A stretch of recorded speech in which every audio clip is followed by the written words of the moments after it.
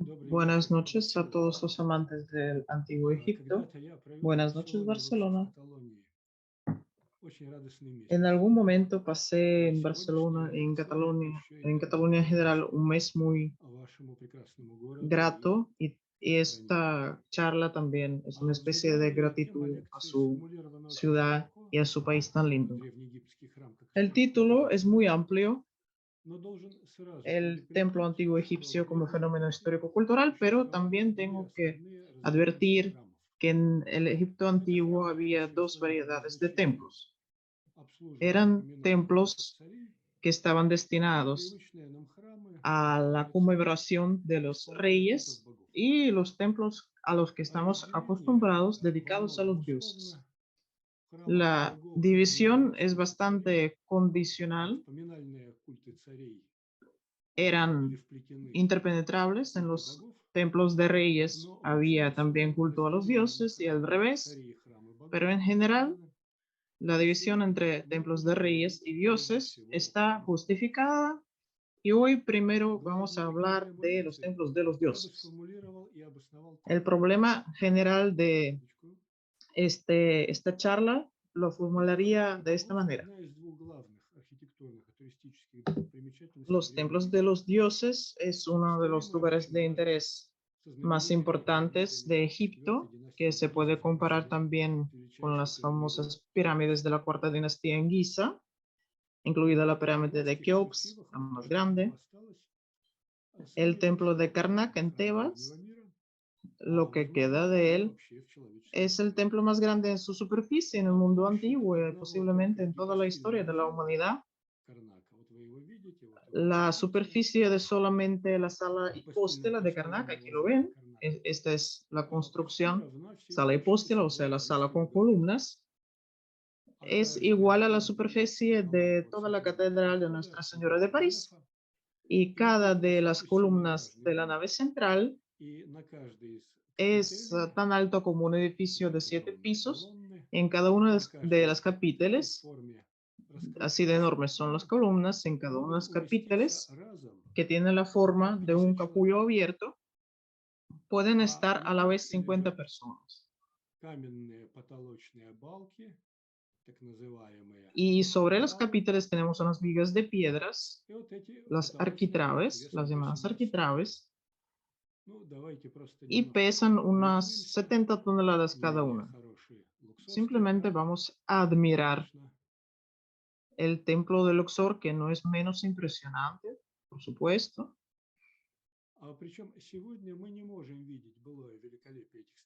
Y hoy no podemos ver toda la magnitud de estas construcciones, la de antes. Como se sabe, en algunas salas los muros estaban revestidos de hojas de oro y el suelo de plata, y para el primer milenio de antes de Cristo, entre todos los países del antiguo mundo, Egipto tenía más templos por una unidad de superficie. Pero existe una paradoja. Todo el tiempo se habla de por qué los egipcios erigían las pirámides tan grandes, tan gigantes. Este tema es tan emocionante que siempre surgen teorías nuevas y existen algunas tribus que condicionalmente llamamos piramidiotas. Pero sigue la pregunta, ¿por qué precisamente los egipcios erigieron unos templos tan grandes para sus dioses? Parece que no la hizo nadie esta pregunta. Aunque es imprescindible, es necesaria. La tendencia a los templos gigantes para dioses es bastante normal para la civilización cristiana y musulmana, para todas estas religiosidades, pero no es absolutamente universal. En algunas civilizaciones grandes, por ejemplo la China con sus recursos interminables, en principio no tenía esa tendencia a los templos gigantes, con excepción de budismo que no era originario de China. Entonces una pregunta, ¿por qué fueron precisamente los egipcios los gigantómanas de los templos? Y otro aspecto, poca gente sabe que los templos gigantes de dioses no son inmanentes a la cultura egipcia. En realidad es un rasgo bastante tardío de esta cultura. Hoy voy a mostrar que en los primeros 1500 años de la historia que está fijada en las escrituras, los templos de los dioses tenían una existencia humilde y a veces francamente pobre en Egipto. Y 1500 años es un plazo muy grande. Es más largo que toda la historia escrita de Rusia, más o menos desde la caída de Roma hasta la charla de hoy. Aunque hay una gran cantidad de libros con imágenes muy bonitas sobre la historia egipcia, nunca he visto en ningún libro una historia que me convenciera sobre cómo los egipcios llegaron a ser gigantómanas de templos.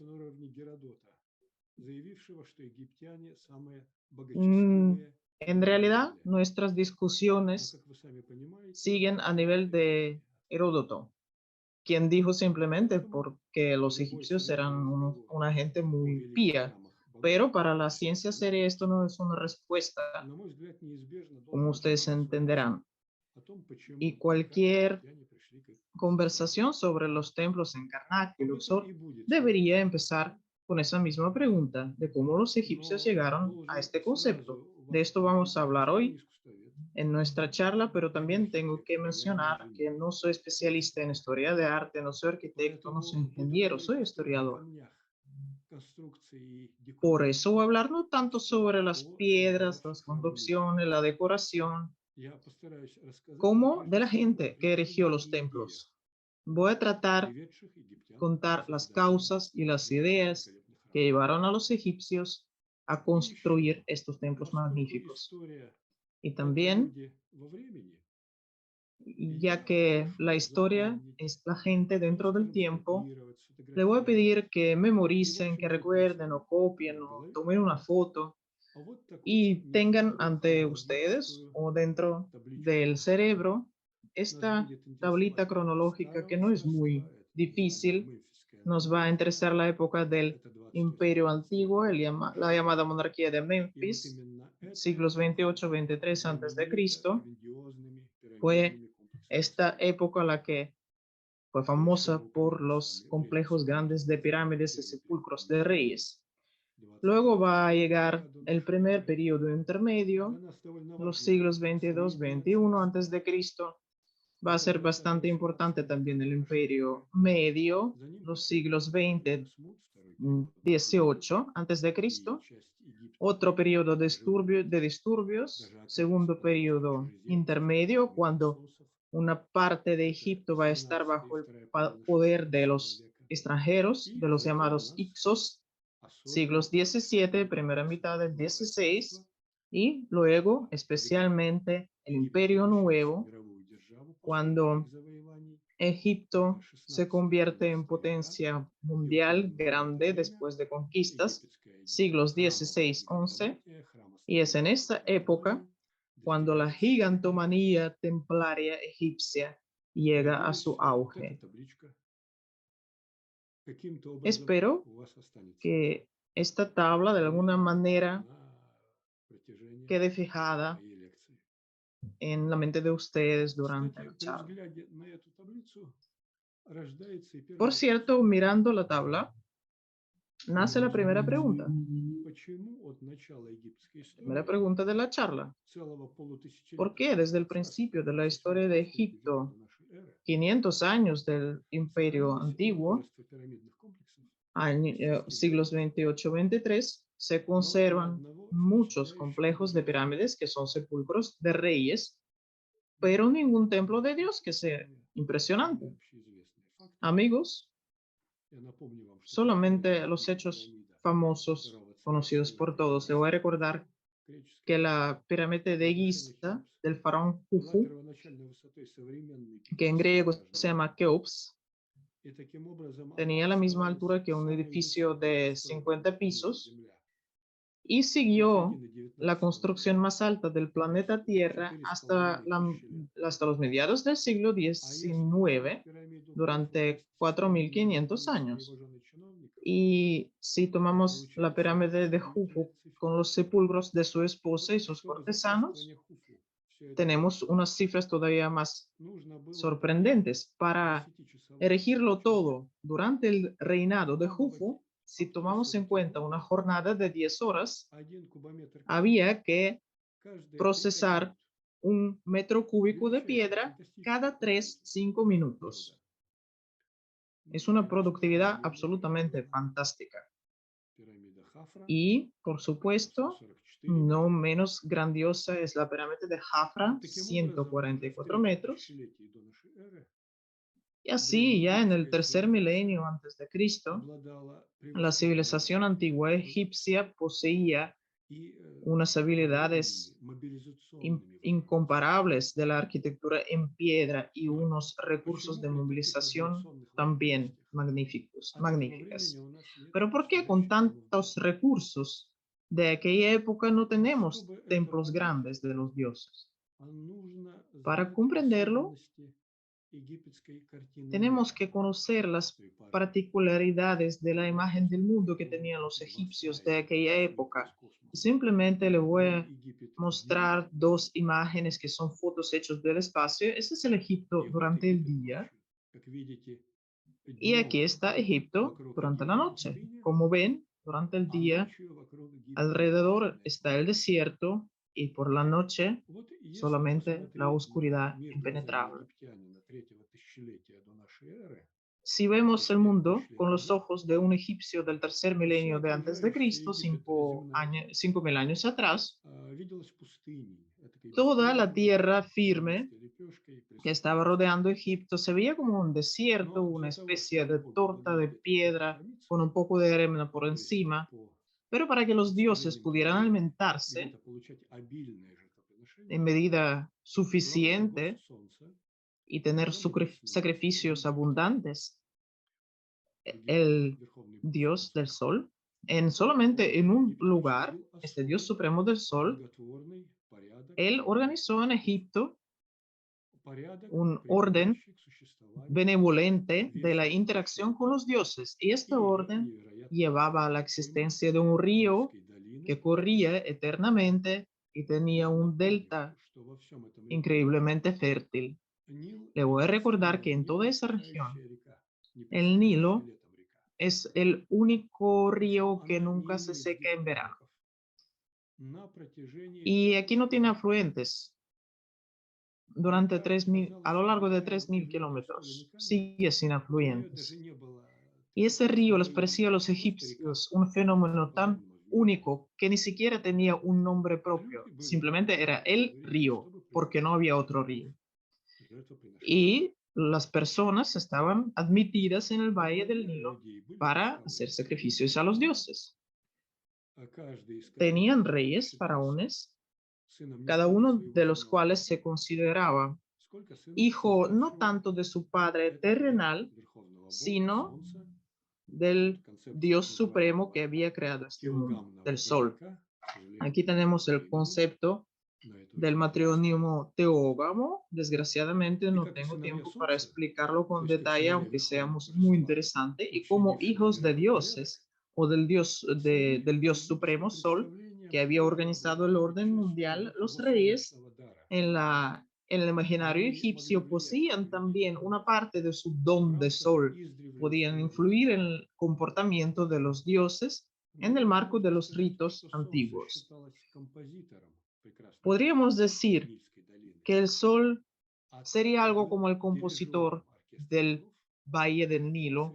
El rey era el director de la orquesta de los dioses, que con sacrificios mantenía la armonía de este sonido, de esta orquesta. Así fue siempre el rey quien con sus ritos conservaba vivo este valle. Y también tenemos que recordar que, como todas las religiones de aquel tiempo, la egipcia era una religión comunal. O sea, el socio de los dioses en la tierra no era el interactuador, no era una persona aparte, sino un pueblo entero, un estado entero incluso. Los dioses no veían a personas aparte, es como una persona miope, si se quita las gafas, a lo mejor ve algunos bultos, pero no puede distinguirlos bien. Y en el tercer milenio de antes de Cristo, la religión egipcia era comunal en su forma más la patente. Y bueno, se consideraba que los dioses solamente reconocían a su pariente, que era el faraón. Entonces, todos los sacrificios a los difuntos en cualquier cementerio, aunque el rey no tuviera la idea de que el cementerio, todo sacrificio que se realizaba en nombre del rey. Desde el punto de vista dogmático, el rey tenía una monopolio absoluta a todos los ritos en los templos, en los cementerios que se llevaban a cabo por los sacerdotes, pero siempre en nombre del rey.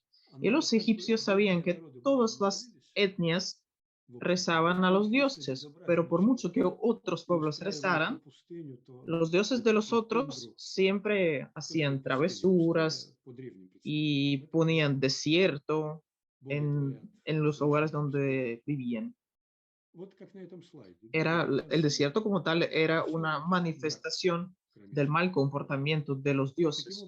Igual que en esta imagen, solamente Egipto tenía luz y todos los demás estaban en la oscuridad, porque sus sacerdotes no podían garantizar el buen comportamiento de los dioses. Entonces los egipcios estaban convencidos de que su valle existía gracias a los ritos de Faraón y Dios Sol. Entonces el Faraón era la persona más importante. Por ejemplo, de Faraón Neremra, un cortesano suyo dijo, cito, que el poder de este rey es más magnífico que el poder de todos los dioses, porque todo se realiza a favor de su voluntad. Y bueno, teniendo en cuenta esta importancia tan grande religiosa que tenía el rey, vamos a entender del por qué los egipcios del imperio viejo, el imperio antiguo, no no ahorraban en las pirámides y sí ahorraban en los templos. Y en cuanto a, según la opinión de Barry Kemp, especialista británico en Antiguo Egipto, Egipto en algún momento tenía dos culturas. La grande, la del culto a los reyes, culto realizado por los cortesanos, era monumental, era bastante difícil de realizar y tenía unos cánones centralizados. Y estaba el resto de Egipto con su cultura menor, tradicional, pueblos, villas, donde casi no había nada monumental, no había construcciones de piedra, no había cánones únicos. Según podemos ver en las dinastías tercera y cuarta, la construcción de piedra casi no se llevaba a cabo en los templos de los dioses. Según los egipcios y sus ideas, la piedra daba eternidad. Es la memoria eterna del difunto, es un culto conmemorativo eterno. Entonces, esto se hacía solamente para el rey, para sus parientes y para sus cortesanos. Y los templos de los dioses de diferentes aparte, estas regiones se llaman nomos dentro de la egiptología. Entonces los templos de los gnomos se hacían nada más por hacerse, de adobe, no de piedra, de barro y paja prácticamente. Y entonces las construcciones aquellas no eran eternas, no duraban mucho. Y algunos egiptólogos dicen que ni siquiera podemos hablar de los templos como tales en el imperio antiguo. Eran nada más lugares de culto, no eran templos. Y esta situación de las dinastías tercera y cuarta puede ser caracterizada con la expresión uno tiene lo que está conservando. Y todos los recursos estaban dirigidos a hacer sacrificios a los dioses y, por consiguiente, a los reyes que tenían que alimentar a los dioses. Los faraones de alguna manera tenían que interactuar con los dioses de los gnomos, pero intentaban ahorrar. Los ritos para los dioses de los gnomos se llevaban a cabo en el palacio de los reyes. A lo mejor había unas capillas pequeñas con las estatuas de esos dioses y después se llevaban a cabo en las pirámides. En los gnomos como tales, en las regiones, los templos casi no recibían nada de los reyes. Y más tarde esa actitud chocaba a los egipcios mismos cuando Heródoto, 2000 años más tarde, llegaba a Egipto, le contaban que Keops puso al país al desastre porque mandó cerrar todos los santuarios, prohibió los sacrificios y obligó a todos los egipcios a trabajar para él. Y en otro cuento se decía que el dios del sol, especialmente a propósito, dimitió la dinastía de Jufu para que la siguiente, la quinta, cuidara mejor los cultos de los dioses. Sin embargo, también la dinastía quinta no justificó del todo las expectaciones del dios Sol. La mayoría de los reyes de la quinta dinastía pusieron los llamados templos del Sol con un obelisco de piedra en el medio del patio cerca de sus sepulcros, pero en cuanto a la economía, aquellos templos del Sol eran satélites del punto conmemorativo del rey y al final de aquella dinastía dejaron de construirse.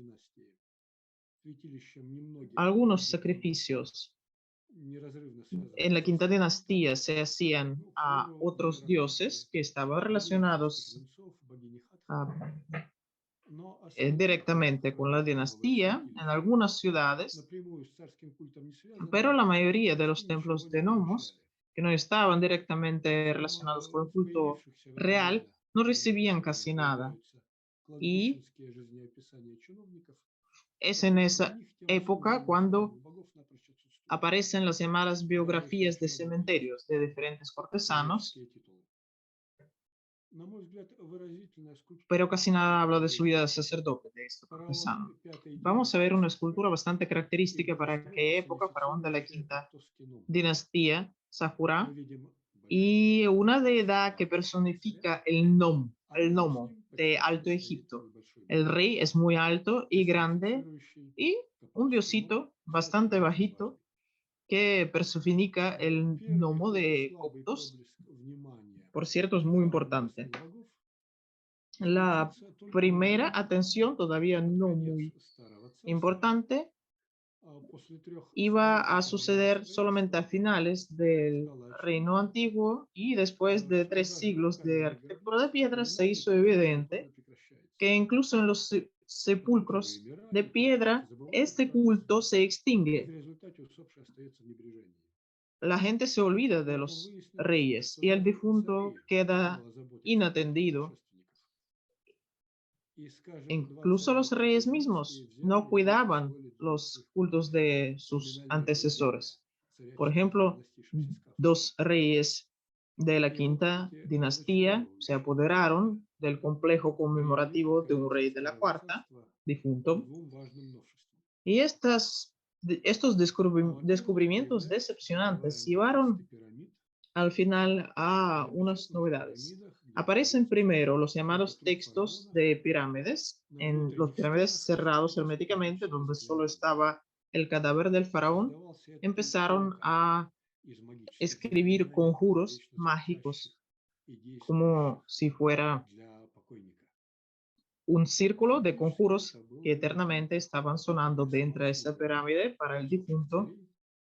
Y era una medida necesaria, como si los reyes se sirvieran ellos mismos en el más allá, y como consecuencia surgió un género literario específico como si fuera la literatura para los difuntos. Un ejemplo de esto sería el libro de los muertos, etcétera, etcétera. Pero para nosotros es más interesante otro fenómeno. Hutka, capilla, la capilla del doble. Las capillas donde estaban las estatuas de los faraones. Los faraones se convencieron que aunque tuvieran pirámides gigantes, los cultos morían, se extinguían más tarde o más temprano. En cambio, los cultos en los templos de gnomos, por muy humildes que fueran, seguían, eran eternos. Y los habitantes de los gnomos simplemente no podían imaginar su vida sin sus cultos. Entonces, los representantes de las dinastías empezaron a añadir sus cultos propios a los de los templos de dioses de los gnomos. Y en aquellos sepulcros ponían las llamadas capillas del doble con una estatua del faraón que tenía sus sacerdotes y alguna especie de finca de economía para preparar sacrificios. Todavía los faraones no hacían grandes construcciones de piedra, todavía seguían ahorrando en los templos nuevos. El ejemplo de lo avaro que eran es el santuario en la isla de Elefantina. Es un lugar muy importante donde está la frontera con Nubia. Los egipcios consideraban este lugar el origen de todo el bien que trae el Nilo, pero incluso en los tiempos de la sexta dinastía, aquel santuario nada más que un nicho natural entre dos piedras grandes, solamente separada por un pequeño muro de ladrillo, como si fuera un apartamentito diminuto de un dios, 6 metros por 8 en medio del patio, un pedestal de ladrillo, todo súper humilde. Hasta la sexta dinastía no podemos decir con seguridad qué dioses exactamente se veneraban.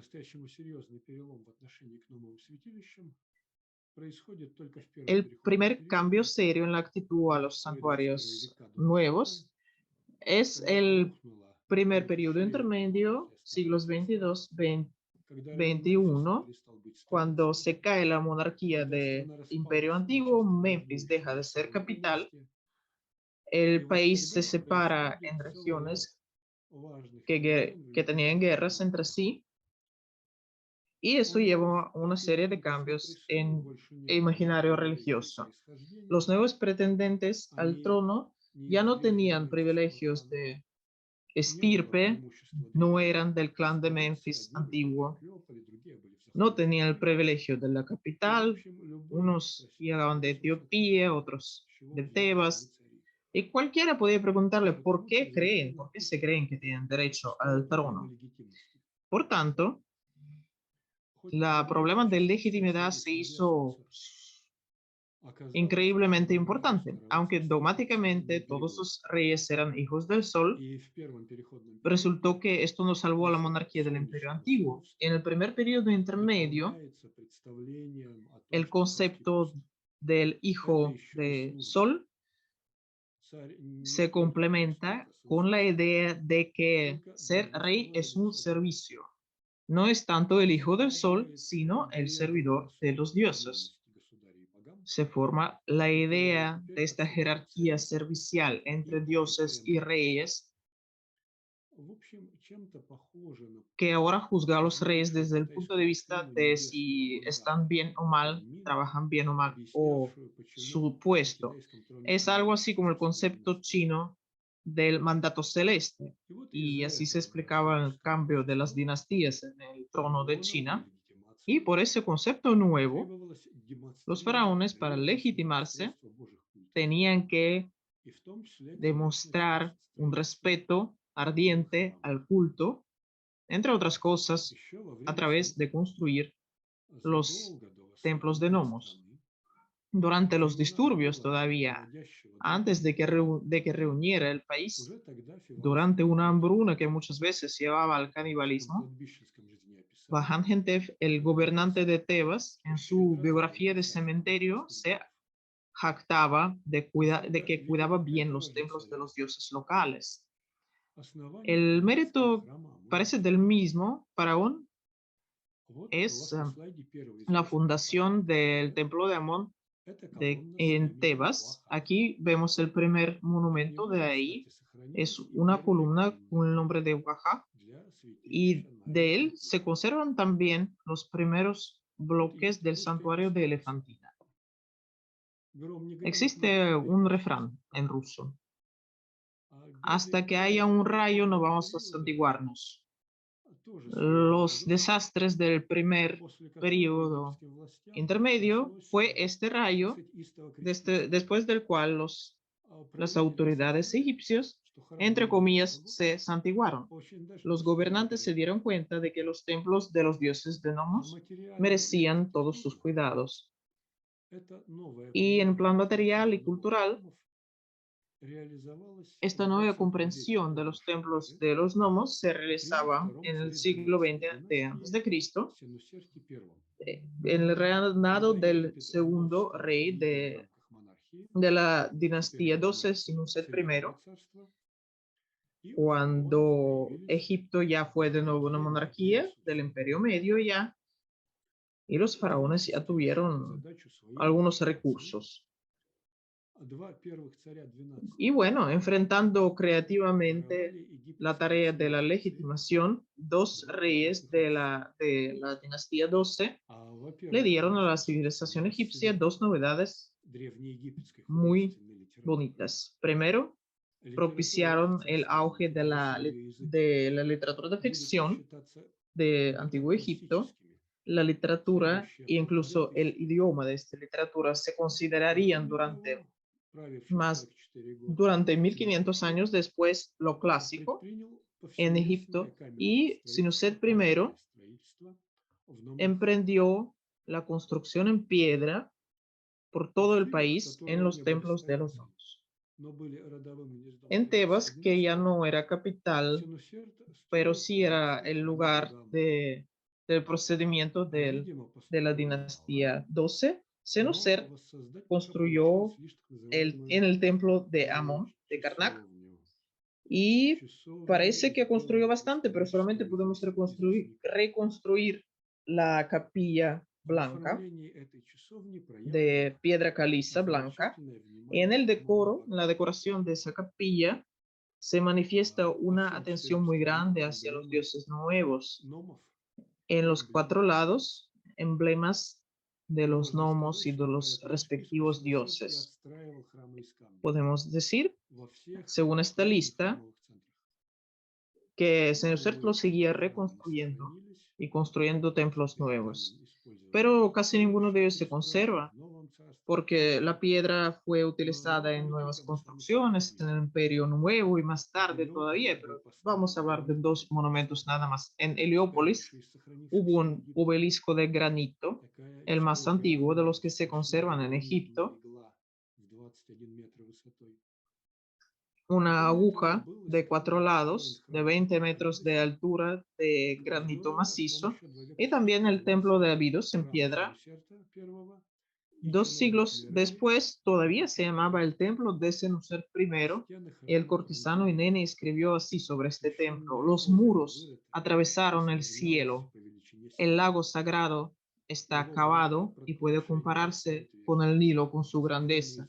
Su puerta que agujerea el firmamento está hecho con piedra reluciente. Y por cierto, es a partir de esa época vemos un auge del culto a Osiris, el peregrinaje hacia su templo y la verdadera conversión de Osiris en el dios panegipcio de los muertos. Y la tarea más grande fue la legitimación. Senusert I también escribió bastante, escribió mucho sobre las construcciones que realizaba. Él fue el primer faraón que dejó inscripciones largas en los templos de los dioses. Además, desde el punto de vista técnico, la construcción de templos nuevos daba una posibilidad, una oportunidad de controlar mejor las regiones. Y era como si dijeran, es para una causa sagrada y nadie puede opositarse a estas construcciones.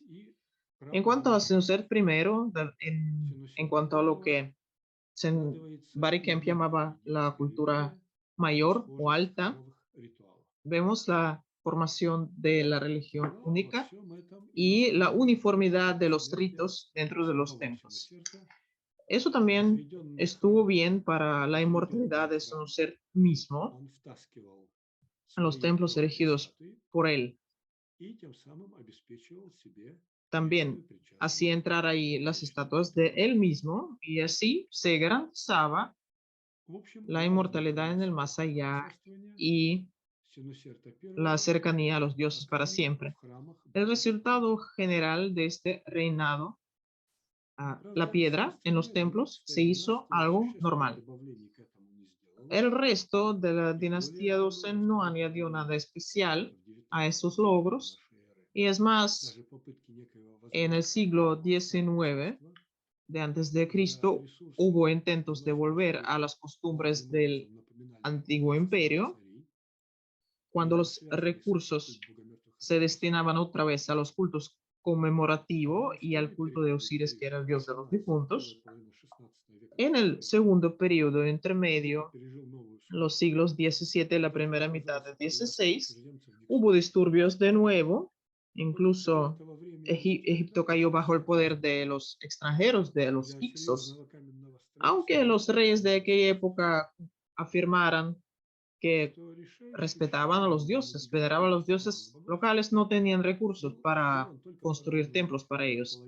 Así que el paso principal lo dieron los faraones de la dinastía 18 y esa fue la época del gran auge de Egipto, el llamado Imperio Nuevo. Para nosotros es sobre todo importante la primera mitad del siglo XVIII, finales del siglo XVI y el siglo XV antes de Cristo.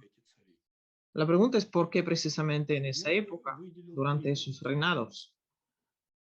Yo destacaría tres grupos de factores. Primero, son cambios en las ideas de religión. Ya hemos dicho que antes era una religión comunal y un individuo no podía esperar una atención individual por parte de los dioses. Pero para la mitad del segundo milenio de antes de Cristo, lo individual, lo personal, se hace más fuerte en la religión egipcia. Y ahora una persona desea cada vez más atención personal por parte del Dios. Personal piety. Los rasgos indirectos de esta tendencia es que en las estelas de los cementerios aparecen los himnos a los dioses e imágenes de los dioses, a veces, a veces en compañía del difunto mismo, como si éste dialogara con los dioses. Y otra señal importante aparece el libro de los dioses en el segundo periodo intermedio con su capítulo 125, que habla del tribunal en el más allá, lo cual se sobreentiende que trata de una responsabilidad individual y atención personal de los dioses hacia una persona. Y es un canal nuevo de la relación entre dioses y personas, y ahora el dios que estaba dentro del templo ocupaba los pensamientos de los antiguos egipcios y esas personas estaban dispuestas a dar sus riquezas a los templos. Otro grupo de factores es que en 150 años del segundo periodo intermedio, los egipcios sintieron la fragilidad, lo frágil del culto conmemorativo y tuvieron más deseos de añadirse como una parte del culto a los dioses, ser una parte del culto a los dioses. Y el tercer grupo de factores, algunos gobernantes de la primera mitad del siglo X y VIII también tenían problemas de legitimación, por tanto tenían que manifestarse como servidores ardientes de los dioses y la manera más fácil y más visible era una gran construcción en piedra. Aunque después de los disturbios todavía había pocos recursos, Ya el segundo rey de la dinastía 18, Amenhotep I, hizo algo muy importante para la futura gigantomanía. Él creó gremios de constructores muy especializados. Sabemos de los documentos, había como 20 profesiones diferentes de la construcción. Esto para la época precapitalista es algo increíble. El nivel de la especialización es increíble. Y había unas dinastías enteras, estirpes enteras de estos obreros especializados. Esa organización de la labor es sobre todo estudiada en cuanto a este pueblo cerca de Tebas, que es la villa de los constructores en el Valle de los Reyes, pero parece que esos gremios también estaba trabajando en el templo de Karnak. Catherine Greidos enseñó que durante la época de Amenhotep I se realizan unas construcciones muy graciosas en piedra, algunas capillas, y como resultado de esta actividad del faraón, se perfeccionaron mecanismos egipcios antiguos de la especialización de los obreros y albañiles. Me gustaría destacar esta idea, colegas, amigos, estimados oyentes. Es una particularidad muy importante de la civilización antigua egipcia y la causa de sus logros en la arquitectura y en el arte, el que durante la edad de piedra y cobre, cuando prácticamente estaba ausente del progreso técnico, el Estado egipcio fue perfeccionando no tanto las herramientas del trabajo, sino los propios trabajadores y sus habilidades productivas. Y alcanzó en este ámbito, mejor dicho, eso era alcanzado a base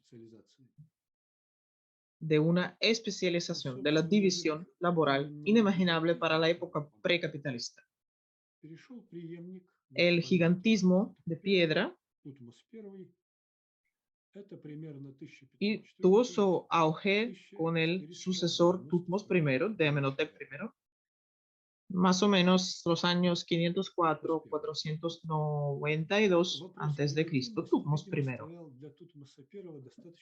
La cuestión de legitimidad, por lo visto, era bastante sensible para él. Su antecesor, Amenhotep I, no tenía hijos y no sabemos con exactitud cómo fue que Tutmos llegó al trono. Y estas posibles dudas de lo legítimo de él lo disipaba de dos maneras. Primero, conquistas muy exitosas, muy activas. Sus ejércitos llegaron a las terceras cataratas del Nilo en el sur y después el primero entre los faraones derrotó Siria y Palestina, llegó a Eufrates. No fue un camino muy largo, pero un merodeo impresionante. Desde entonces es cuando Egipto tiene bastantes recursos para de verdad una edad de bronce. Y también Tutmos I demuestra un culto impecable a los dioses y a partir de Tutmos I, el magnífico imperio nuevo también se siente en la arquitectura, empieza a sentirse en la arquitectura. Empieza la construcción gigante del templo de Karnak, del templo de Amón. Es entonces cuando se erigen los pilonos cuarto y quinto, que no deben confundirse con los pilones. Los pilonos egipcios son unas especies de torres a los lados de una entrada en el templo. El cuarto pilono, aquí lo vemos, es la reconstrucción por la inmortalidad de Tutmos I, también vemos a unas estatuas que sentadas y paradas. También había palos de banderas en los pilonos de cedro de Líbano, y frente al cuarto pilono había dos obeliscos. Entre los pilonos hubo la llamada sala Wajid para coronaciones y fiestas, por ejemplo, el aniversario 30 del reinado del faraón. Y era como si el mismo dios Amón existiera dentro de aquella sala y aprobara el reinado del faraón. Aquella construcción hizo una impresión enorme en los coetáneos. Incluso el arquitecto mismo, Ineni, escribió así sobre esa estructura: vi grandes monumentos hechos por él, es decir, por Tutmos I en Karnak. Una sala hipóstila magnífica en sus columnas, un gran pilono de buena piedra blanca, unos mástiles magníficos en la puerta del templo de Dios, del mejor cedro de los arrecifes del Líbano, y sus límites del oro blanco, es decir, de Electro, de la alineación de Electro. Vi una puerta grande que se llamaba Amón, es grande en su veneración, que tenían el cobre asiático, y la imagen del dios Amón está hecho de oro. Vi dos obeliscos de piedra de granito. Vi cómo se construía una barca de 120 codos de largo y 40 codos de ancho para hacer llegar aquellos obeliscos, y llegaron sanos, salvos, íntegros a Karnak. Tutmos I, con su gigantomanía, empezó la decoración arquitectónica del templo de Amón como el templo, el centro religioso más importante en la historia de la potencia mundial. Y entonces este arquitecto Ineni, según Oleg Berlev, nuestro egiptólogo ruso, ese arquitecto se manifestó como un artista sofisticado, un innovador, que creó de los elementos ya conocidos un todo nuevo, incomparable e irreconocible antes. A mí me gustaría subrayar que, teniendo unos recursos bastante grandes, Tutmos I construyó mucho en los templos de los gnomos e incluso en los templos egipcios de las tierras conquistadas. Pero definitivamente la gigantomanía egipcia de los templos se hace normal en el reinado de su hija Hatshepsut y su hermanastro Tutmos III. Eso tampoco es una casualidad. Hatshepsut es solamente la segunda faraona de Egipto. Y de hecho fue un escándalo, ya que el rey egipcio es la encarnación de Horus, del dios Sol, y tiene que ser hombre. Por tanto, Hatshepsut tenía una necesidad enorme de legitimarse. Para esto, ella empezó a decir que era la hija del dios Ra, de Amón, y que el sol mismo la había concebido para ayudar como cogobernadora a los faraones que en realidad no podían con su poder. El origen divino de Hatshepsut se decía que ya lo había reconocido su propio padre, y fue él quien la hizo su cogobernadora. Después ya hizo no tanto la esposa como la cogobernadora de su marido Tutmos II, y al final tuvo que apoderarse de toda la autoridad en el reinado de su hijastro menor Tutmos III, hijo de Tutmos II, pero de otra esposa que no era la principal. Y los faraones no hacían bien su trabajo, según Hatshepsut, sobre todo en los cultos a los dioses. En una de las inscripciones ella declara: oigan, los cortesanos y el pueblo humilde, y yo no estaba durmiendo como alguien olvidadizo. Yo fortifiqué lo que estaba abandonado, yo erigí lo que estaba destruido antes. Desde que habían llegado los asiáticos a Egipto y destruían lo antes creado. Ella se refiere al poder de los Ixos, de los extranjeros. Los Ixos gobernaron sin Ra y su voluntad divina no estuvo en poder hasta que yo llegara, hasta que yo llegara al trono.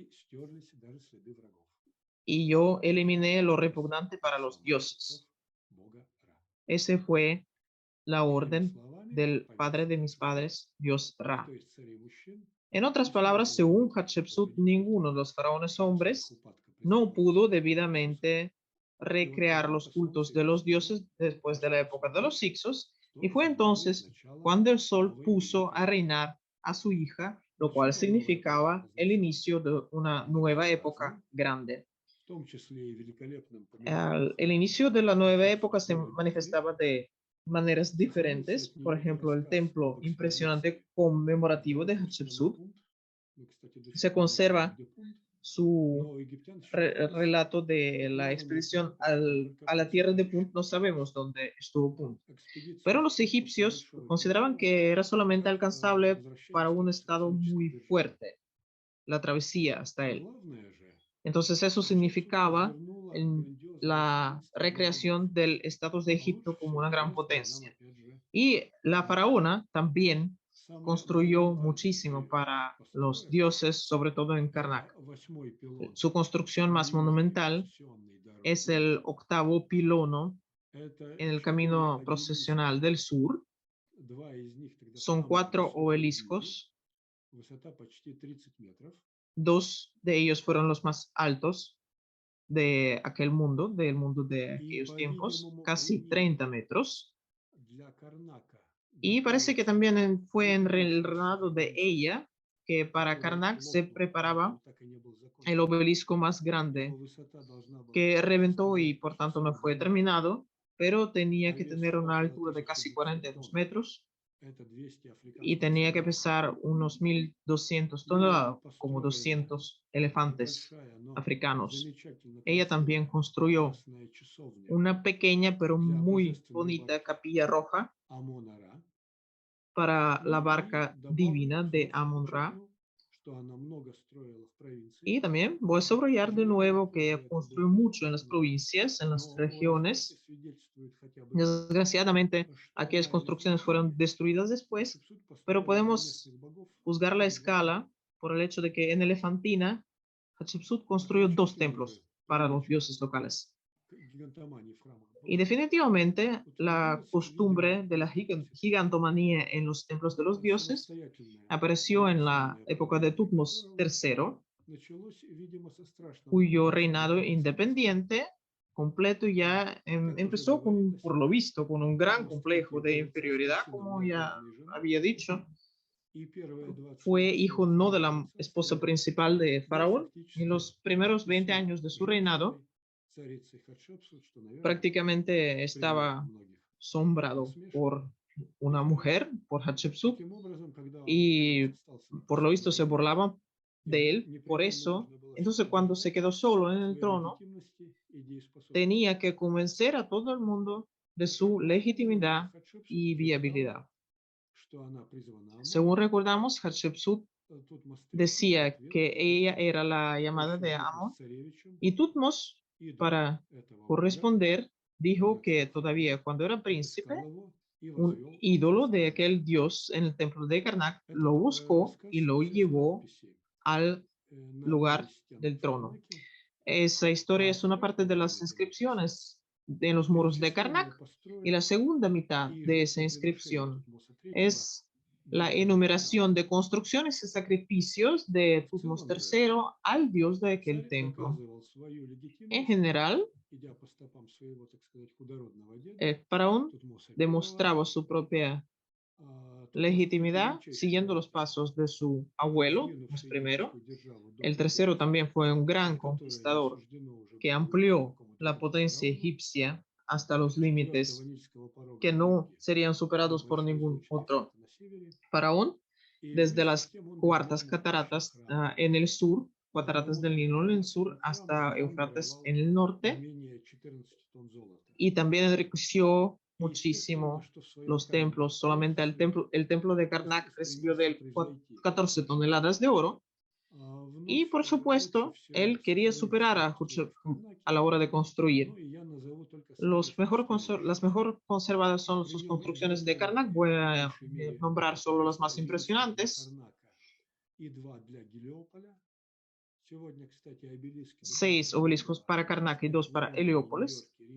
Hoy, por cierto, están en Londres, en Nueva York y en Estambul. Esos obeliscos también de su época son 2 pilonos. El sexto, relativamente pequeño, pero con una puerta de granito revestido de electro, que es la alineación de oro y plata.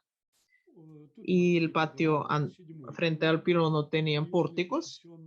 Tutmos III añadió también el séptimo pilono en el camino del sol procesional, con 2 estatuas de Tutmos y 2 obeliscos de granito rosa.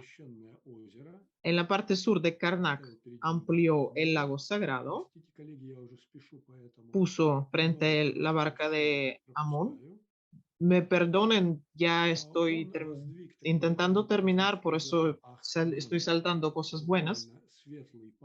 Construyó la llamada sala festiva Ajmeno, lo cual quiere decir la sala clara o la sala rica en monumentos, para celebrar el aniversario 30 de su reinado y otros aniversarios. No lo voy a describir, pero esta construcción se considera una de las unas formas anteriores a la basílica, con varias naves. Y más al norte todavía se construyó un pequeño templo de Ptah, que ya se terminó en la época griego-romana. Sobre todo se conservaron las construcciones de Tutmos en Karnak, pero también tenemos información de más de 50 construcciones de templos por todo Egipto, e incluso en Nubia y Palestina conquistados por él. Y todo lo que se conserva es una arquitectura de muy alta calidad, no es algo provinciano. Hatshepsut y Tutmos III, entre los dos, reinaron durante casi 54 años. Y eso, teniendo en cuenta la esperanza de vida bastante corta que había en aquel entonces, son 2 generaciones. Así, Hatshepsut y Tutmos III formaron una tendencia, costumbre definitiva a la hegemonía. Y Oleg Berlev, el espíritu de emulación era algo inmanente a los egipcios, y los siguientes faraones, en cuanto tenían oportunidad, querían superar con sus construcciones a las de Tutmos y Hatshepsut. Y entonces fue el auge de esta gigantomanía después del trauma amariense. Los consiguientes faraones serían más píos y más píos y más píos y venerarían más a los dioses.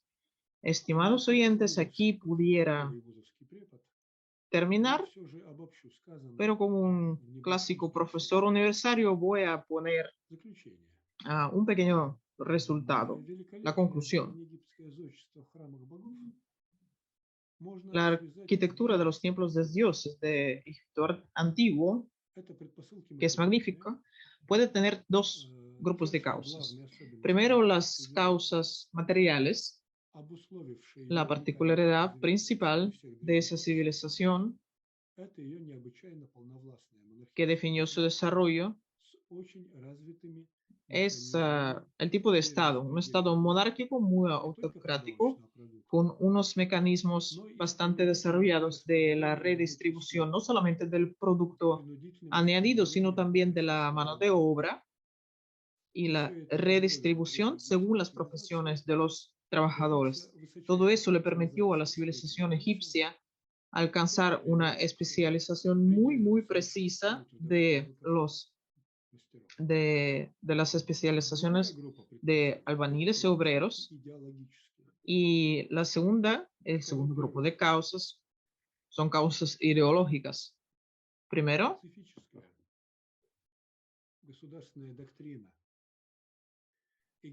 la doctrina específica estatal, donde la tarea más grande de la sociedad personificada por Faraón era el servicio, el culto a los dioses, y dentro de este concepto del mundo estaba el bienestar de los egipcios mismos. No eran la tarea como tal del Estado, sino solamente la condición de realizar aquel objetivo principal, de alimentar a los dioses. Y el Estado se entendía como una infraestructura de ritos religiosos nada más. Y aquel concepto del mundo permitía destacar una parte muy grande del capital social. Y era natural que dentro de ese concepto, una manera muy importante de legitimar a los gobernantes fue un culto activo que se manifestaba sobre todo en la construcción de los templos. Otro aspecto importante de la imagen del mundo de Egipto consistía que el bienestar en el más allá de los reyes y las personas solamente era posible mientras existía su culto conmemorativo.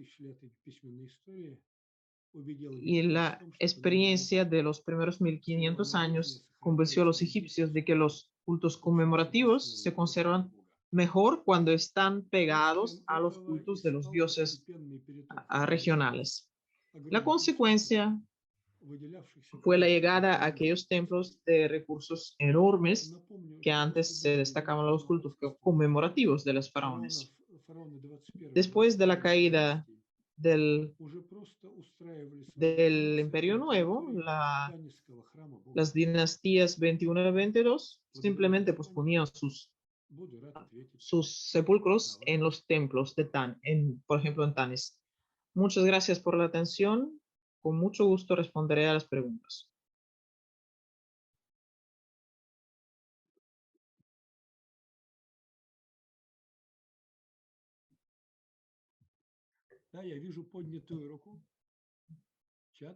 Sí, veo una mano levantada. El chat. Gracias por la charla. My pleasure. Mucho gusto. Me hace mucha ilusión leerlo y de la charla en general. Estoy muy conmovido. A lo mejor hago una pregunta. Hola. Sí, por favor. Hola. Hola. Ay. Наверное, перевести будет. Ahora oigo algo, pero el sonido viene y se va. Sí, es que hay poca cobertura. Carmen, ¿me oís? Carmen, ¿me oís? Un poco más, pero sí. Vale. Mejor en el Vale. chat y pones en la pregunta, o sí. Pregunta. Vale, es que quería saber si, como hay mucha información, como usted ha dicho, muy importante, ¿haréis una segunda parte de toda esta charla para poder, concretar más cosas en cuanto a este tema? Спрашивают, будет ли вторая часть такой лекции у нас? Или что-то в таком ¿Habrá духе. una segunda parte de la charla? Sí. Si ustedes desean, sí, lo podemos organizar la segunda parte en algún momento. E incluso podemos hablar con más detalle de lo que había dentro de los templos en qué eran diferentes de los templos que conocemos en el mundo de cristianos y judíos y musulmanes. Pero supongo que no va a ser ahora mismo porque hay como una cola de conferenciantes, a lo mejor el semestre que Perfecto, viene. gracias. Perfecto, gracias. Una pregunta en el chat también. Una pregunta en el chat. Un momento. Interesante, pero poco. Esto no es una pregunta. Ah, aquí veo la pregunta. ¿Podemos hablar podemos decir que en el Imperio Antiguo nació la religiosidad monoétnica? De hecho, la verdad es que no entiendo lo que es la versión monoétnica de la religiosidad. Todo es más interesante, más complejo, porque por un lado se consideraba que todas las naciones tenían derecho a rezar a sus dioses propios. El mundo antiguo era bastante tolerante antes de las religiones monoteístas. No había dioses buenos y malos, correctos y no correctos, pero al mismo tiempo se consideraba que, al fin y al cabo, los muchos dioses eran locales, encarnaciones locales de algún inventario de los mismos dioses. Bueno, es un tema aparte. Simplemente vamos a ser condescendientes con nuestra intérprete simultánea y vamos a hablar en otra ocasión sobre ello. Muchas gracias a la intérprete y a los organizadores de esa charla.